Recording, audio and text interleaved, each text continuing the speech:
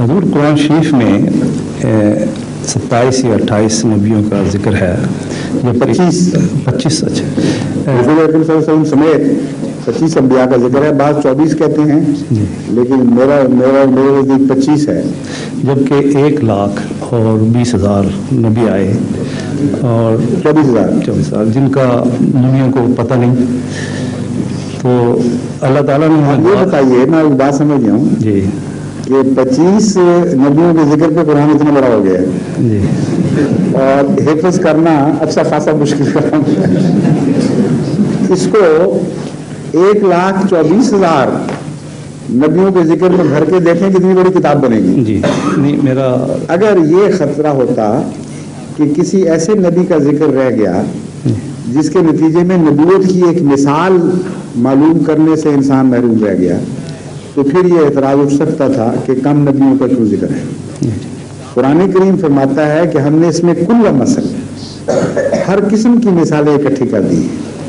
فیہا کتب قیمہ، اس میں تمام زندہ اور باقی رہنے والی تعلیمیں ہم نے اکٹھی کر دی ہیں، جس کا مطلب یہ ہے کہ ان 25 انبیاء میں سے خدا نے وہ منتخب کیے جن کے زندگی کے مختلف پہلو ہر قسم کی نبوت کی مثالوں پر حاوی ہو گئے ہیں.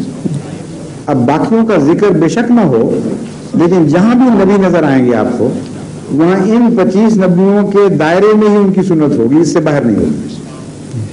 اس لیے نہایت ہی حکیمانہ طریق ہے کہ کم سے کم ضروری بیان کر دیا، ورنہ تفسیر ہر ایک کی الگ الگ بیان کرتا تو یہ کتاب تو انسان کے بس میں ہی نہ رہتی، اس کی حد استطاعت سے باہر نکل جاتی.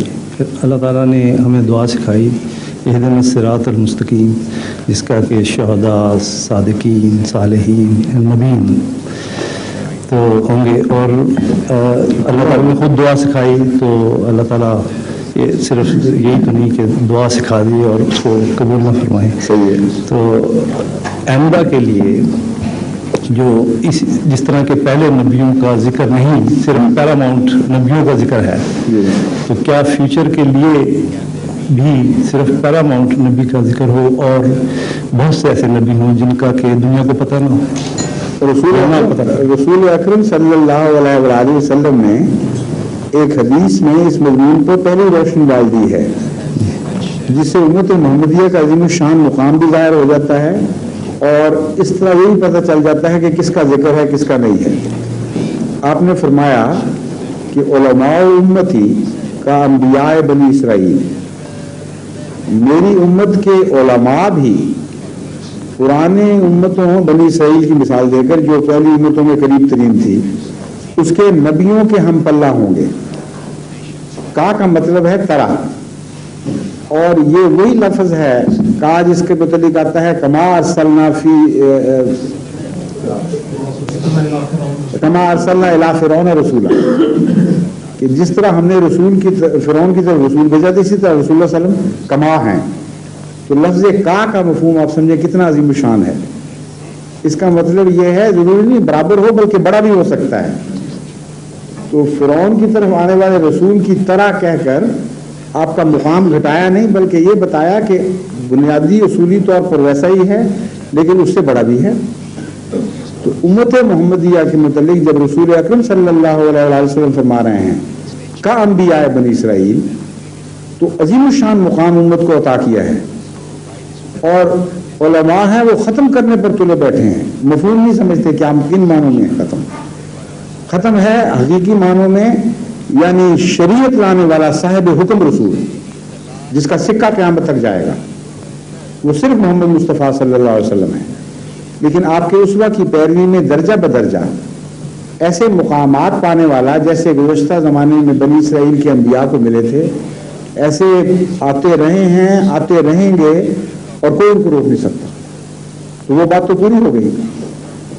اس کے بعد اگر نام لے کر نہیں ذکر کیا رسول اکرم صلی اللہ علیہ وسلم نے کسی کا، تو جس کا آپ نے نام لے کر ذکر نہیں کیا اس پر نام لے کر ایمان لانا ضروری نہیں. جس کا آپ نے نام لے کر ضرور ذکر کیا اس پر نام لے کر ایمان لانا ضروری ہو گیا. اسی لیے قرآن کریم کے سے آپ کو بات سمجھ آ جائے گی، جن کے نام لیے ان پر نام لے کر ایمان لانا ضروری، جن کے نام نہیں لیے ان پر بالجملہ ہم ایمان لاتے ہوں گے لیکن فردن ایمان لانا ضروری نہیں ہے نا کسی پر. وہی شکل ہے امت محمدیہ کی.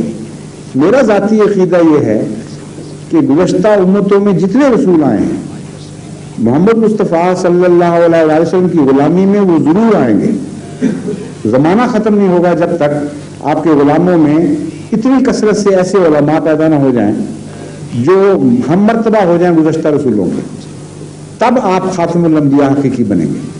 تب آپ اس مرتبہ اور مقام کو مکمل طور پر حاصل کریں گے جو ازل سے آپ کے لیے مقدر ہے. اور یہی نقشہ ہے جو میرے نزدیک معراج میں آپ کو دکھایا گیا کہ آپ نے تمام انبیاء کو اپنے پیچھے نماز پڑھتے دیکھا ہے. تو تمثیلات آئیں گی ان انبیاء کی، یہ مراد ہے، اور آپ کی غلامی کا دعویٰ کریں گی.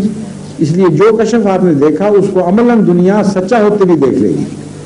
اب اس کی روشنی میں آپ گزشتہ بزرگوں کو ذرا دیکھیں، کتنے عظیم الشان بزرگ ہیں، کتنے بڑی عظیم الشان اولیاء گزرے ہیں، علماء گزرے ہیں. امام بخاری ہیں، امام مسلم ہیں، یہ ایک رنگ کے علماء ہیں. امام ابو حنیفہ ہیں، امام شافعی، امام مالک، یہ دوسرے رنگ کے علماء ہیں.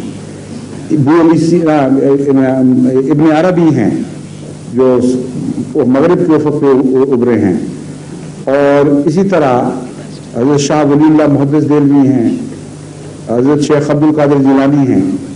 کوئی شخص تقوی اور دیانتداری سے ان کی زندگی کے حالات پڑھے اور گزشتہ انبیاء بنی اسرائیل کے حالات پر کے مقابلہ کر کے دیکھ لے، اس کا دل خود بتا دے گا کہ کس کا مرتبہ کیا ہے. پتہ نہیں کیوں امت محمدیہ کے کم کی اسپیچ کرنے کے پیچھے پڑ گئے. حضرت مسیح موعود علیہ السلام نے ہمیں جو تعلیم دی ہے وہ بالکل وہی ہے جو قرآن اور حدیث کے مطابق ہونی چاہیے.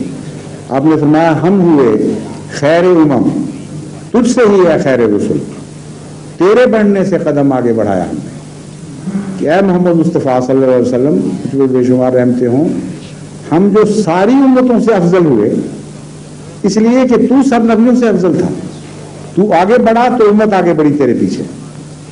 آگے بڑھانے کی بجائے پیچھے ہٹانے والے سارے نظریے میرے نزدیک غیر اسلامی مفہوم نہیں سمجھتے. جذباتی طور پر ایک غلط تصور باندھ کر لوگ اعتراض شروع کر دیتے ہیں. تو آپ کا جواب خلاصتاً یہ ہے کہ لازماً ہوں گے، ہوتے رہے ہیں. حضرت صلی اللہ علیہ وسلم کی پیشگوئی ہے. آپ کو خدا نے خبر دی تھی جس کی بنا پر آپ نے کی اپنی طرف سے. کلام ہی نہیں آپ فرماتے تھے، لیکن نام بنام ان پر بطور نبی ایمان لانا ضروری نہیں ہے. اسی لیے آپ نے کا انبیاء فرما دیا ان کو، تاکہ اس ابتلا میں نہ پڑ جائے ہر شخص کہ ڈھونڈے ہر ایک پر ایمان لائے. کیونکہ قرآن کریم نے بھی 1,24,000 کا ذکر نہ کر کے من جملہ ایمان کا تقاضا کیا، انفرادی ایمان کا تقاضا نہیں کیا. لیکن جن کے نام لے دیے ان پر تو لازماً ایمان لانا ہے. اس لیے حضرت صلی اللہ علیہ وسلم سے اگر کسی کا نام ثابت ہو جائے اس پر ایمان لانا فرض ہو جائے گا. اگر نام ثابت نہیں ہوگا تو ہرگز فرض نہیں رہے گا. جزاک اللہ. جزاک اللہ.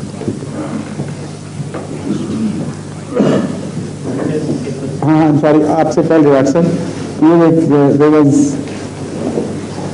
English speaking child I suppose.